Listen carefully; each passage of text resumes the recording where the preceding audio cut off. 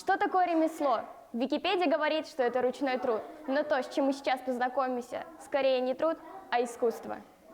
Гора новостей в русской классической школе. Здесь ребята с малых лет приобщаются к разным творческим занятиям. В течение часа ребята должны сделать новогоднюю салфетку и елочную игрушку, даже 2. Все материалы есть, но что получится в процессе? Каждый из участников творческого задания впервые пробует такое. Степ, расскажи нам, что ты делал на мастер-классе. На мастер-классе я делал разные фигуры, бабочку, цветочки и лошадку. На чем? На салфетке с белой краской.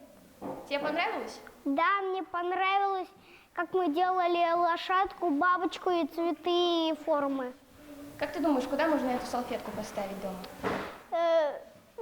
На подоконник или просто на стену повесить.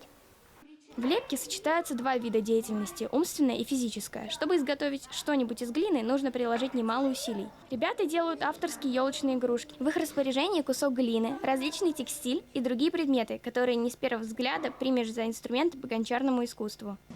Глиняная гора новостей.